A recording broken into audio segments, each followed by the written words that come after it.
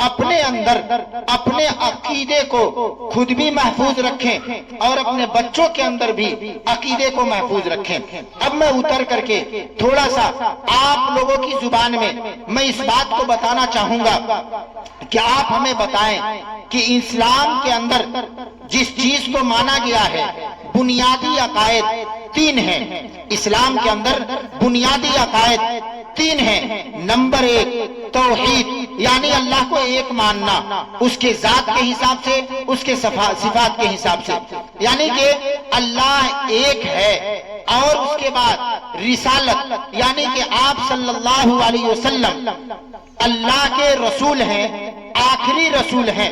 نمبر تین آخرت، یعنی کہ مرنے کے بعد دوبارہ زندہ ہونا ہے، حساب و کتاب دینا ہے، جنت اور جہنم ہے۔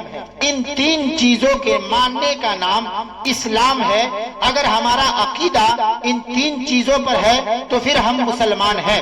اب ایک رہا کہ نیمن سے ایک دم آپن زبان میں سمجھے کے کوشش کر لوگی کہ ایک آدمی ہے، وہ دل سے مانتا کہ ہاں اللہ ایک ہے، اللہ ایک ہے، وہ یہ مانتا کہ آپ صلی اللہ علیہ وسلم اللہ کے رسول ہیں اور آخری نبی ہیں۔ انسان یہ مانتا کہ مولا کے بعد دوبارہ زندہ ہونے کے بعد حساب و کتاب ہوئی، جنت اور جہنم میں جائی۔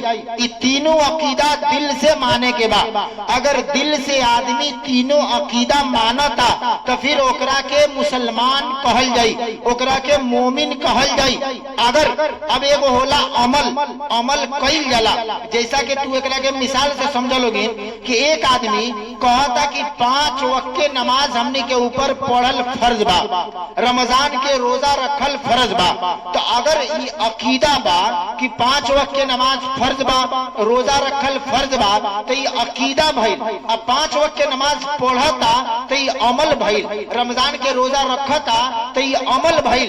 عمل کیلا کے وجہ سے ثواب ملی، عمل نہ کیلا کے وجہ سے گناہ ملی، وہ گناہ ہوئی اوکر سزا ملی۔ لیکن عقیدہ اگر خراب ہوئی تو سیدھے سے ایمان ختم ہو جائی، سیدھے سے ایمان ختم ہو جائی۔ اگر ایک عورت جوہر کے نماز نہیں پڑھ لے، عصر کے پڑھ لیا، مغرب کے نہیں پڑھ لے، تو جون نماز چھوڑ لے باڑی اوکر گناہ لکھائی، لیکن وہ مسلمان رہیان۔ لیکن اگر دل میں یہ کہتا رہی کہ نہ نماز کونو چیز نہ ہو، نماز فرض ورج نہیں کھے، یہی طرح لوگ کہلے وقت پڑھے کے، تو اگر دل میں یقین نہیں کھے تو پھر وہ عورت مسلمان نہیں کی بلکہ اب وہ کافر ہو جائیں۔ تو عمل قیل الگ ہولا، عقیدہ رکھل الگ ہولا۔ تو ہم نے کہ عقیدہ مضبوط رکھے کے بعد اے میں جو ہم کہ ہم بتاوے کے چاہتا نہیں، وہ دوسر کا نمبر کے رسالت، یعنی کہ ہم نے کہ عقیدہ رکھے کے بعد کہ جتنا بھی نبی آئین بڑھ لو دنیا کے اندر، حضرت آدم علیہ السلام سے لے کر چاہے وہ نوح علیہ السلام ہو کس، چاہے ابراہیم علیہ السلام ہو کس، چاہے یعقوب علیہ السلام ہو کس، چاہے یوسف علیہ السلام ہو کس، چاہے عیسیٰ علیہ السلام ہو کس، چاہے موسیٰ علیہ السلام ہو کس، چاہے ہمنی کے نبی محمد صلی اللہ علیہ وسلم ہو کس، جتنا نبی دنیا میں آئل بڑا لوگ، سب نبی صحیح بڑا لوگ، سب نبی حق بڑا لوگ، ہمنی کے یقین رکھے کے بعد یہ ہمنی کلمہ میں پڑھے نہیں سون آمنتو باللہ و ملائکتہ و کتبہ و رسلہ، کہ میں ایمان لایا اللہ پر، آمنتو باللہ و ملائکتہ اور اس کے فرشتوں پر، و کتبہ اور اللہ کی کتابوں پر، و رسلہ اور اللہ کے رسولوں پر۔ اللہ جتنا رسول بھیجلے بڑھان سب لوگ سچا با، سب لوگ صحیح با، ہم نے کے عقیدہ باٹے، ہم نے کے یقین با۔ لیکن آخری نبی جونا نبی کے شریعت کے معنی کے بعد، جونا نبی کے بات کے معنی کے بعد، وہ نبی کے ہون ہم سب کے نبی حضرت محمد صلی اللہ علیہ وسلم ہون۔ انکر بات مان کے یہ آخری نبی آگئی لون، اب انکرا بعد کونو دوسر نبی آوے اللہ نہیں کے، یہ ہم نے کے یقین رکھے کے بعد، یہ عقیدہ رکھے کے بعد تب بھی ہم نے مسلمان رہل جائی۔ لیکن اگر کیوں ایکرا خلاف عقیدہ رکھتا، جیسے کہ مان لو ایک عورت باڑی وہ کہتا رہی کہ ہم نے کے نبی محمد صلی اللہ علیہ وسلم ہوں، लेकिन इहो कहतरी कि एकरा बाद कोनो औरी नबी आ सकता, कि औरी नबी के हो सकता, तो फिर वो औरत अब मुसलमान ना रह जाइयन। ऐसे कि हमनी के नबी तो हइले हउन, ओकरा साथे साथे आखिरी नबी हउन। अब इनकरा बाद कोनो दोसर नबी ना आइलो। अगर दुनिया के अंदर कोनो आदमी आवता और तहनी से कहता, चाहे कोनो औरत आवता लोग तहनी के घर में घुस के बतियावता लोग, अगर तहनी के लइका लोग से केहू भेंट करता स्कूल में और तहनी से कहता कि सुना लोगिन आजकल दुनिया के अंदर बुराई फैल रहल बा, बेहयाई फैल रहल बा, लोग एक दूसरा से मार पीट कर रहल बा, एक दूसरा के गिबत कर रहल बा, आजकल कत्लो केताल आम हो गइल बा, एक दूसरा के ऊपर बमबारी हो रहल बा, आज हालात बहुत खराब बा। ये वजह से मुसलमान के सही रास्ता दिखावे खतरा नबी के जरूरत बा। वो आकर के केतरा भटकाई। अब तहनी सुना लोगिन जोन आई आकर के भटकाई, हमरा माई बहन से कही कि सुना लोगी नबी कब आवेला लोग? नबी आवेला लोग जब दुनिया में बेहयाई हो जाला तब। नबी आवेला लोग जब दुनिया में बुराई फैल जाला तब। नबी कब आवेला लोग? जब दुनिया में लोग अल्लाह के छोड़ करके दूसरा के इबादत करे लागेला तब। तो माई बहन कही हाँ बात सही बा कि नबी वही बेरा आवेला लोग जब बुराई होला, जब अल्लाह के छोड़ के दूसरा के इबादत कइल जाला। तब वो आगे का बढ़ावता? आगे कहता कि देखो जब नबी के जरूरत बा, लोग के इस्लाह के जरूरत बा, देखो अल्लाह के नबी कहले बड़न कि क़यामत से पहले पहले एगो अय्यन इमाम, उनका नाम इमाम मेहदी रही, एगो अय्यन नबी वो ईसा अलैहिस्सलातु वस्सलाम होइयन। तो अब दुनिया के अंदर वो कब आई लोग? जब बेहयाई आम हो जाई, जब दज्जाल निकल जाई, जब फितना बहुत ज्यादा फैल जाई, तो इमाम मेहदी अय्यन और ईसा अलैहिस्सलाम अय्यन। तो देखो लोग बेहयाई फैल गइल बानू, तो इमाम मेहदी आ गइल बड़न। तो चलो लोगिन इमाम मेहदी के बात मान के उनकरा हाथ पर बैठ करके और उनके साथे साथे लोग के इस्लाह कइल जाई, लोग के समझावल जाई, लोग के बतावल जाई, लोग के जहन्नम से बचा के जन्नत में ले चलल जाई। तब हमार माई बहन जे नइखे पढ़ ले, जे नइखे जान ले, वो कहता हाँ हाँ बात सही बाटे हो, बेहयाई तो फैल गइल बा, बुराई तो आ गइल बा, चलो तब उनकर बात मान के उनके साथे लोग के इस्लाह कइल जाओ। तो याद रखिए लोगिन अगर हमनी मान लेनी सन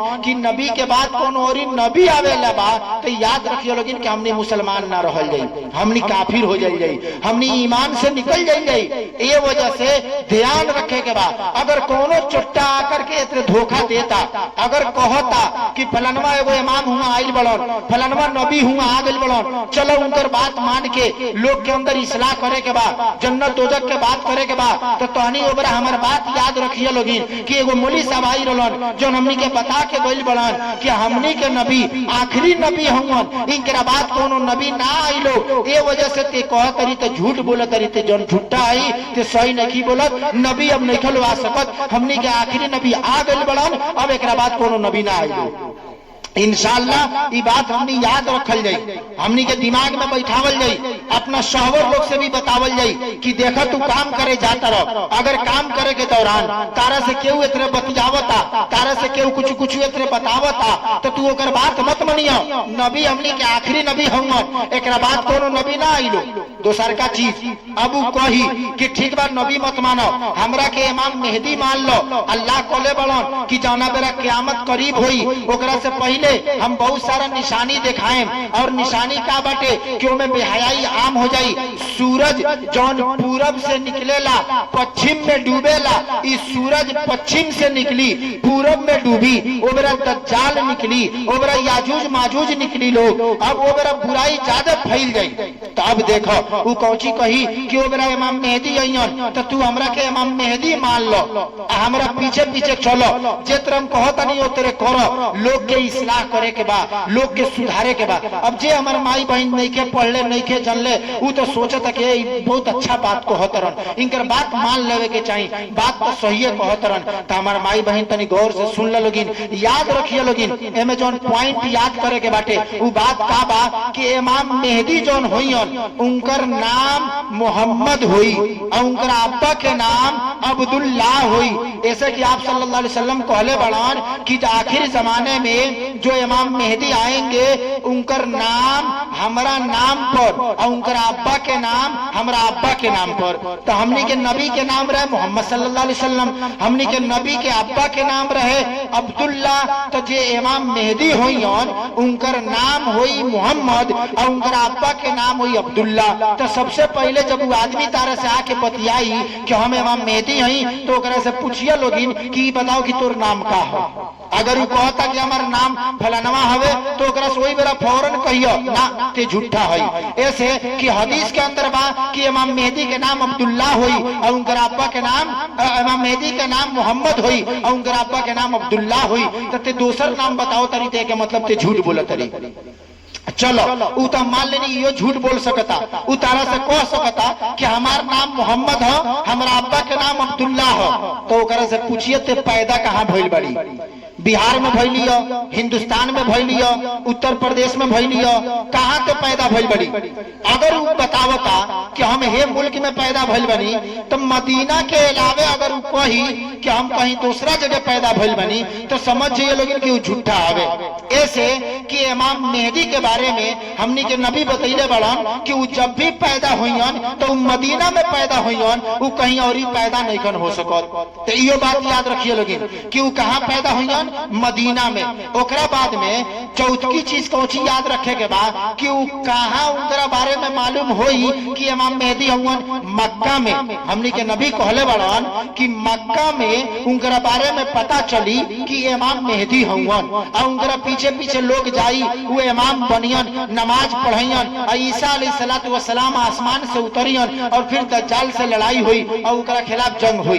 तो ये चार गो बात तोहनी इमाम मेहदी के बारे में याद रखिए लोगिन। अगर तोहनी से केहू कहता कि हम इमाम मेहदी हैं तो ओकरा से सबसे पहले पूछे के बा कि तोर नाम का हो। अगर वो कहता कि हमार नाम फलनवा हो, कोनो नाम बतावता तो ओकरा से सीधे सीधे कहियो कि ते झूठ बोलत रही, इमाम मेहदी के नाम मोहम्मद हुई, उनकर अब्बा के नाम अब्दुल्ला हुई, वो मदीना में पैदा हुईन, अब मक्का में उनका बारे में पता चली कि इमाम मेहदी हुवन।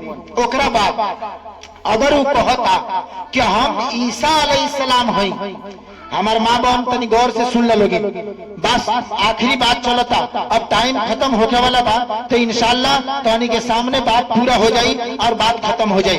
अगर वो कहता कि हम ईसा अलैहिस्सलाम हई, हम नबी हई, तू हमरा के नबी मान लो और हमार बात मान के जिंदगी गुजारा तो तू जन्नत में चल जाइबू। तो ओकरा से पूछे के ई बाटे कि ई बताओ कि ते ईसा अलैहिस्सलाम अगर हई तो तू पैदा के तेरे भइल बड़ी, तो बताई कि हम अपना अब्बा अम्मी से पैदा भइल बनी। तो एगो बात याद रख लोगे हमारे माँ और बहनों कि देखा दुनिया के अंदर अल्लाह तबारक व तआला चार तरह से लोगों को पैदा किए हैं।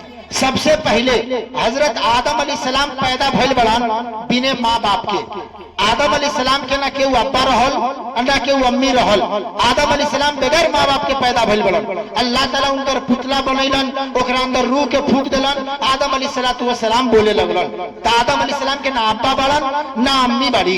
ओकरा बाद दादी हव्वा पैदा भइल बड़ी। दादी हव्वा आदम अलैहिस्सलाम के बावारी पसली से पैदा भइल बड़ी। तो मालूम ही भइल कि आदम अलैहिस्सलाम पैदा भइलन बिना माँ बाप के और दादी हव्वा पैदा भइली बिना महतारी के। अगर मान रहल जाओ कि आदम अलैहिस्सलाम के पसली से भइल बड़ी तो बाप रहलन तो उनकर महतारी ना रही। ओकरा बाद में तीसरका नंबर आइल हजरत ईसा अलैहिस्सलाम के। अब इनको तनी मनी वाकया सुन लोगे कि ईसा अलैहिस्सलातु वस्सलाम के जौन अम्मी रही हजरत मरियम रजी अल्लाह ताला अन्हा, जौन रही तो इनकर शौहर ना रहलन। जिब्राइल अमीन आसमान से अइलन तो ई लगली हबड़ाए, घबरा गई, कहली कि भाई आप मर्द हैं, आप हमारे पास क्यों आए हैं, आप यहाँ से चले जाइए। तो जिब्राइल अलैहिस्सलाम कहत रहन कि हम अल्लाह के तरफ से आइल बानी, हमरा के अल्लाह भेजले बड़न। और जिब्राइल अलैहिस्सलाम फूंक करके चल गइलन। ओकरे वजह से हजरत मरियम रजी अल्लाह ताला अन्हा के पेट में हजरत ईसा अलैहिस्सलातु वस्सलाम आ गइलन।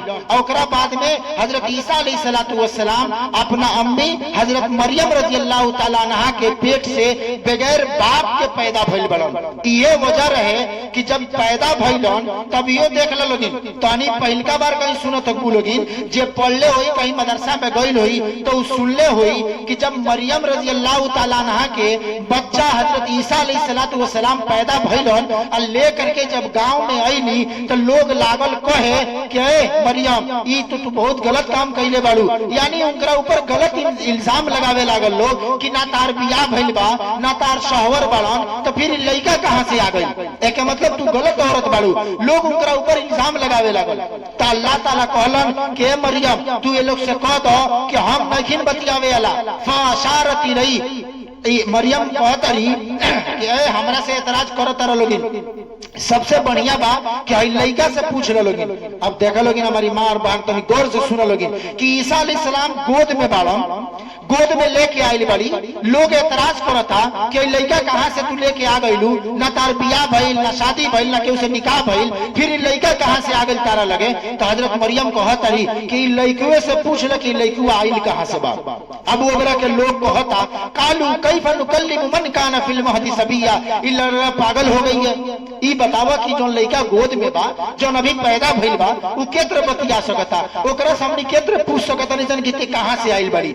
लेकिन अल्लाह के अपन कुदरत दिखावे के रहे, अल्लाह के अपन शान दिखावे के रहे, अल्लाह हुक्म देलन ओकरा ईसा अलैहिस्सलाम गोदे में बोले लगलन आ कहतरन काल इन्नी अब्दुल्लाह आतानियल किताब वो जालनी नबिया, कि देखो मैं अल्लाह का बंदा हूँ, अल्लाह मुझे किताब देगा, अल्लाह मुझे नबी बनाएगा, मैं अल्लाह का नबी हूँ, अल्लाह मुझे किताब देगा और मैं अल्लाह का बंदा हूँ।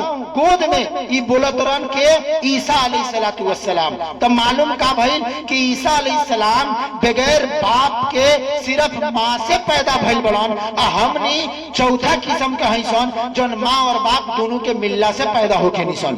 तो चार किस्म के अल्लाह ताला पैदा कइले बड़न, हजरत आदम अलैहिस्सलाम के बगैर माँ बाप के, दादी हव्वा के सिर्फ आदम अलैहिस्सलाम से बगैर महतारी के, हजरत ईसा अलैहिस्सलाम के बगैर बाप के यानी हजरत मरियम सिर्फ माँ से, हमनी के दोनों आदमी से माँ और बाप से।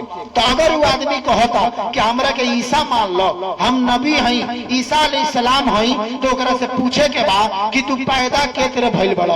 अगर वो बतावता अपना अब्बा के नाम बतावता अपना अम्मी के नाम बतावता तो ओकरा से सीधे सीधे कहे के बा कि ते सबसे बड़का झूठा हई, ऐसे कि ईसा अलैहिस्सलाम पैदा ना हुई, ईसा अलैहिस्सलाम आसमान से उतरियन।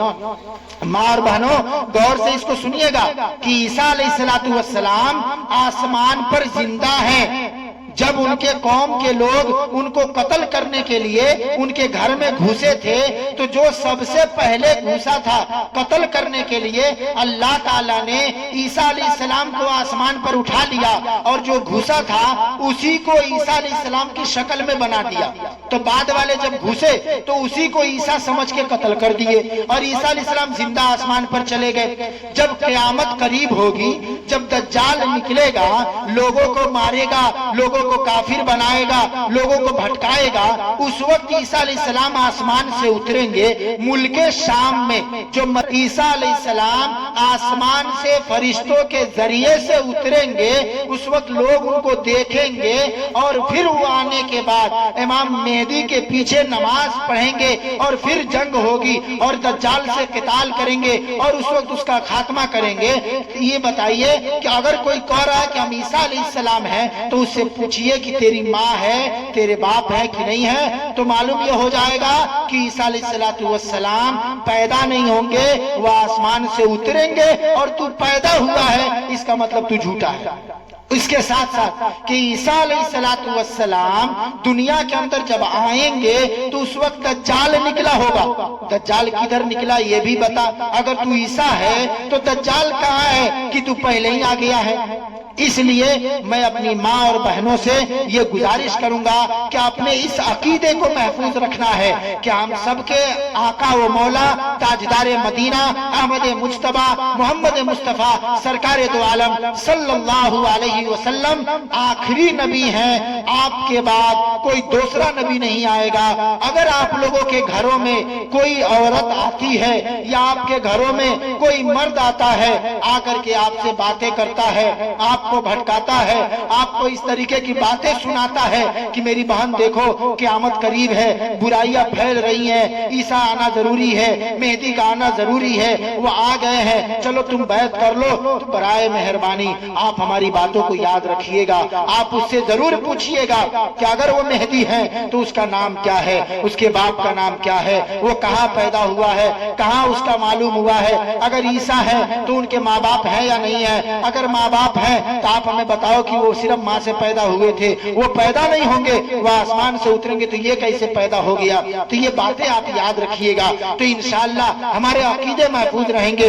ये बातें सोते वक्त आप लोगों को बुलाने का मकसद औरतों के दरमियान, हमारी माँ और बहनों के दरमियान बैठ करके बात करने का मतलब यह है कि आपके अंदर एक सिफत बहुत अच्छी है। मैं हर जगह प्रोग्राम में बोला करता हूँ कि हमारी माँ और बहनें एक सिफत इनके अंदर बहुत अच्छी है, अगर ये अपने पर आ जाए तो पूरे मोहल्ले को एक बात एक दिन में बता सकती हैं। इनके अंदर एक सिफत बहुत अच्छी क्या है, वो सिफत है दूसरे से कोई बात बताना, दूसरे से कोई बात बताना।